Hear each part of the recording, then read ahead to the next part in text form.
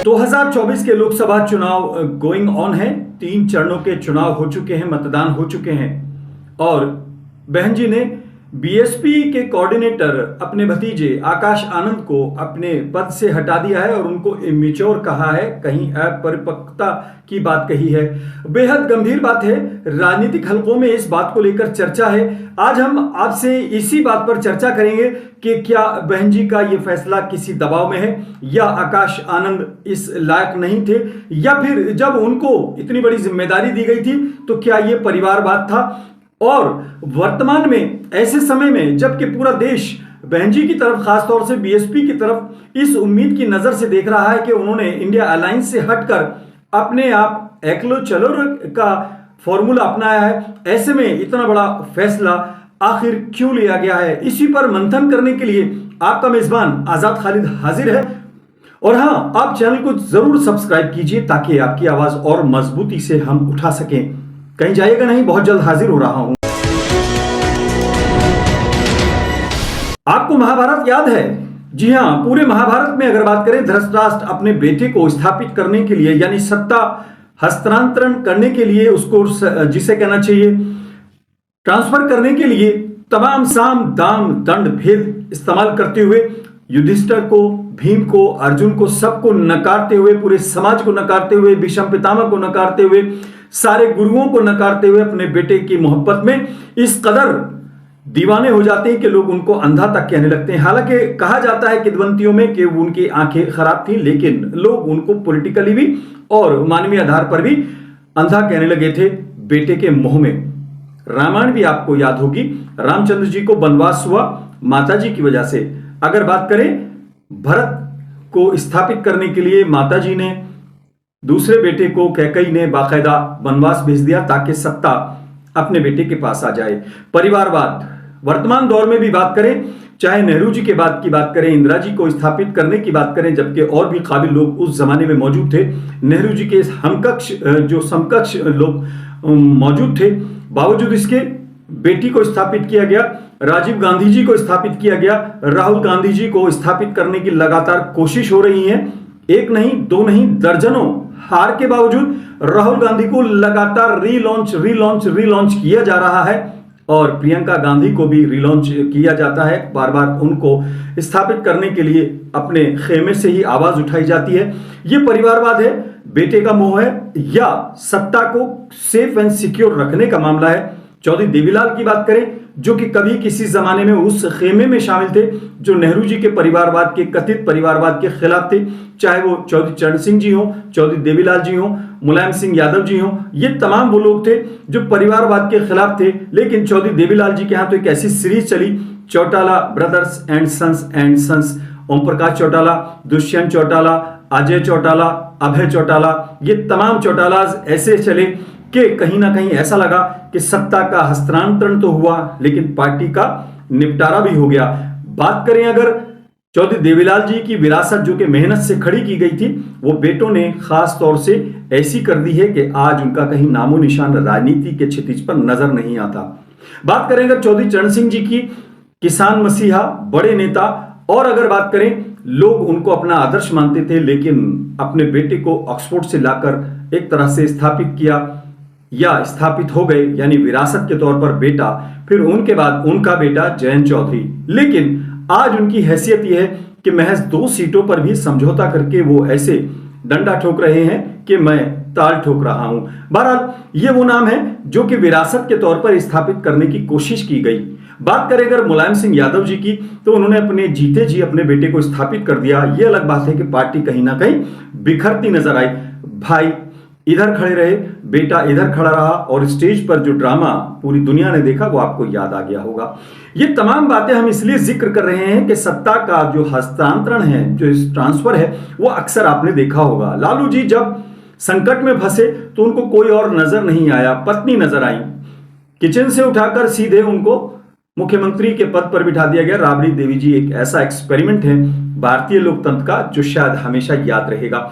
लेकिन अंजाम यह हुआ कि आज तेजस्वी यादव संघर्ष कर रहे हैं कि पिताजी की विरासत को कैसे दोबारा खड़ा किया जाए। विरासत की बात करें तो फिल्म इंडस्ट्री भी इस पे कहीं ना कहीं अछूती नहीं है इस बात से, क्योंकि विरासत पर अगर सुपरस्टार कोई बना करता तो अमिताभ बच्चन जी का बेटा अभिषेक बच्चन भी सुपरस्टार होता, फरदीन खान फिरोज खान के नक्शे कदम पर चल रहे होते, और ऐसे लोग कामयाब हो जाते हैं जिनका कोई अता पता नहीं होता। ओमपुरी की बात करें या शाहरुख खान की बात करें, इनकी विरासत भले ही कहीं ना हो, लेकिन इन्होंने कामयाब होकर दिखाया। ये तमाम बातें आपसे हम इसलिए कर रहे हैं कि आकाश आनंद को जब नेशनल कोऑर्डिनेटर बनाया और अपना वारिस बनाया तो लोगों की जबान पर यह चर्चा थी कि यहां पर भी परिवारवाद आ गया है। बाबा साहब भीमराव अंबेडकर के मिशन को लेकर लोगों ने तरह तरह की चर्चा की कि यह भी परिवारवाद की एक परिपाटी यहां भी शुरू हो गई। लेकिन 2 दिन पहले आकाश आनंद को उस पद से हटा दिया गया, वारिस के तौर पर उनको इमेच्योर कहा गया और उनसे वो जिम्मेदारी ले ली गई। बहन जी ने ये एक बड़ा फैसला सुनाया है, लेकिन इसके राजनीतिक मायने कुछ भी कोई निकाल सकता है। सबका अपना अपना प्रेरोगेटिव है। कुछ लोग चर्चा कर रहे हैं कि बहन कुमारी मायावती बीएसपी के मुखिया दबाव में थी, कुछ उनके खिलाफ मामले ऐसे थे जिसकी वजह से उन्होंने दबाव में तमाम फैसले लिए और बीजेपी के बी टीम के तौर पर वो लगातार काम कर रही हैं। लेकिन इसके राजनीतिक मायने इस तरह से भी देखें, और बहन जी का और खासतौर से मायावती जी का वो ट्वीट आप देखें जिसमें उन्होंने आकाश आनंद को इमेच्योर कहा है। कुछ दिनों के घटनाक्रम को अगर आप देखें तो इमेच्योर कहने की वजह भी सामने आती है। आकाश आनंद के मुंह से कुछ इस तरह की बातें निकलना जो कि अशोभनीय थी, कहीं ना कहीं विवादित थी और एफआईआर उनके खिलाफ हो गई। इसके अलावा उन्होंने कुछ और इस तरह की बातें की जिससे लग रहा था कि अभी मेच्योरिटी में कहीं कमी है। बहन जी को लगा, बीएसपी के हाईकमान को लगा। यह एक बड़ा फैसला है। इन लोगों के मुंह पर एक तमाचा है, उनकी जबान को लगाम लगाने के लिए एक ऐसा कदम है जो कह रहे थे कि परिवारवाद है। अगर परिवारवाद के ऊपर बात करनी थी तो बहन जी ने इतना बड़ा फैसला सुनाकर यह बता दिया है कि ये परिवारवाद नहीं बल्कि मिशन को मजबूती से सही हाथों तक ट्रांसफर करने का है। क्योंकि अखिलेश यादव रातों रात मुख्यमंत्री बना दिए जाते हैं, रातों रात वारिस बना दिए जाते हैं, रातों रात उनको अपने चाचाओं के ऊपर थोप कर उनको नेता बना दिया जाता है। लेकिन विरासत को वो कितना संभालते हैं सबको मालूम है। चौटाला ब्रदर्स रातों रात नेता हो जाते हैं, चौधरी देवीलाल जी की विरासत को संभालते हैं, लेकिन हालात क्या होते हैं ये आपको याद है। महाभारत में भी दुर्योधन बना तो दिए गए थे लेकिन अंजाम सबको मालूम है। इन सब चीजों को याद करते हुए अगर आप देखें तो बीएसपी मुखिया मायावती जी का यह फैसला अपने आप में एक पॉलिटिकल फैसला है। उस जमाने में जबकि उन्होंने इंडिया गठबंधन से अलग होकर यह बताया कि हम अकेले अपने दमखम पर राजनीति करेंगे और दलित समाज और ओबीसी और माइनॉरिटी खासतौर से बहुजन को इकट्ठा करके एक ताकत के तौर पर अपने आप को स्थापित करेंगे। लेकिन जब आकाश आनंद को वारिस बनाया गया, नेशनल कोऑर्डिनेटर बनाया गया, तो कुछ लोगों ने क्रिटिसाइज किया कि यहां पर भी परिवारवाद आ गया है। लेकिन ठीक चुनाव के दौरान 3 चरणों के मतदान होने के दौरान 5 चरणों के चुनाव खासतौर से 4 के बचे होने के बाद जब यह फैसला आता है तो यकीनन कुमारी मायावती ने खासतौर से बीएसपी मुखिया ने यह बता दिया है कि वो आज भी राजनीति की बड़ी खिलाड़ी हैं और उनको मिशन जो बाबा साहब का है उसकी परवाह है और उसको लेकर वो बहुत ज्यादा गंभीर हैं कि जिसको भी उस विरासत को सौंपना है वो मैच्योर भी होना चाहिए, उसकी जबान भी काबू में होनी चाहिए, उसका जहन भी पॉलिटिकल होना चाहिए और उसको उस रास्ते को चुनना होगा जो कि सख्त भी है, क्रिटिसिज्म भी भरा हुआ है जहां पर, और जहां पर आलोचना के अलावा रिस्क भी है। आकाश आनंद यकीनन बहन जी की नजर में कहीं ना कहीं मैच्योर थे, इसीलिए शायद अपने सगे भतीजे को उन्होंने एक तरह से सैक किया, एक तरह से जिम्मेदारियों से मुक्त किया और ये आम जनमानस में खास तौर से दलित समाज और बहुजन समाज को और माइनॉरिटी को ये बता दिया कि पार्टी में मिशन से ऊपर कोई नहीं है।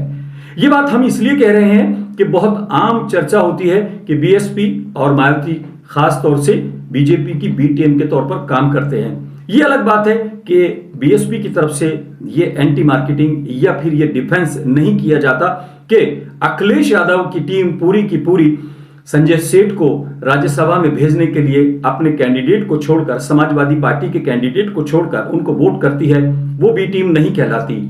अगर बात करें और तमाम लोग कभी इधर जाते हैं कभी इधर जाते हैं, वो बी टीम नहीं कहलाते। अरविंदर सिंह लवली कांग्रेस छोड़ते हैं बीजेपी में जाते हैं, बीजेपी छोड़ते हैं कांग्रेस में आते हैं, कांग्रेस छोड़ते हैं बीजेपी में जाते हैं वो भी टीम नहीं कहलाते। अगर बात करें आज भी, अगर बात करें संविधान बदलने का नारा देकर अगर एक पार्टी डरा रही है तो दूसरी पार्टी पुचकार रही है। बिल्कुल ऐसे ही जैसे कभी मुस्लिम समाज को एक तरफ दंगों से डराया जाता था, एक तरफ पुचकारा जाता था, आज दलित समाज पर भी इसी तरह से हाथ फेरा जा रहा है कि एक तरफ से कहा जाता है कि संविधान बदल दिया जाएगा, आरक्षण खत्म कर दिया जाएगा, और एक तरफ से कहा जाता है कि नहीं, आप डरिए नहीं। ये लंबी बहस है, लेकिन आज फिलहाल हम कोशिश यही कर रहे हैं कि आकाश आनंद को लेकर बीएसपी मुखिया के इस फैसले को आप किस नजरिए से देखते हैं। यह आपका प्रेरोगेटिव है, यह आपका अपना विवेक है, लेकिन आपको यह समझना होगा कि बहन जी ने यह जरूर बता दिया है कि परिवारवाद बीएसपी में नहीं है, बाबा साहब के मिशन में नहीं है, उनके परिपक्व एक तरह से पॉलिटिकल माइंडसेट में नहीं है, और उनको विरासत खास तौर से बाबा साहब के मिशन को उन हाथों में सौंपना है जो कि न सिर्फ परिपक्व हो गए हैं, मैच्योर्ड हो गए हैं, बल्कि राजनीतिक समझ भी वो रखते हैं, जिससे कि दलित समाज का भविष्य और खास तौर से दलित मिशन सुरक्षित रह सके। इस फैसले को बहन जी के आपको अपने ढंग से सोचना होगा जमाने में, लेकिन आज भी मेरा मानना है कि देश में एक नेचुरल अलायंस, अगर बात करें सामाजिक तौर पर दलित, बहुजन और माइनॉरिटी का अगर बनता है, गरीबों का, पिछड़ों का और ओबीसीज का बनता है, तो वो एक राजनीति का बहुत बड़ा फैक्टर होगा।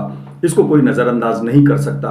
और बाबा साहब का और काशीराम जी का खास तौर से जो मिशन है, उसको सेफ और मजबूत हाथों में सौंपना शायद यही बीएसपी मुखिया की पहली प्रायोरिटी है। आपसे जाते जाते रिक्वेस्ट है कि इस चैनल को सब्सक्राइब जरूर कीजिए ताकि हम और मजबूती से आप तक अपनी बात पहुंचा सकें। आज फिलहाल इतना ही। अपने मेजबान आजाद खरीद को इजाजत दें।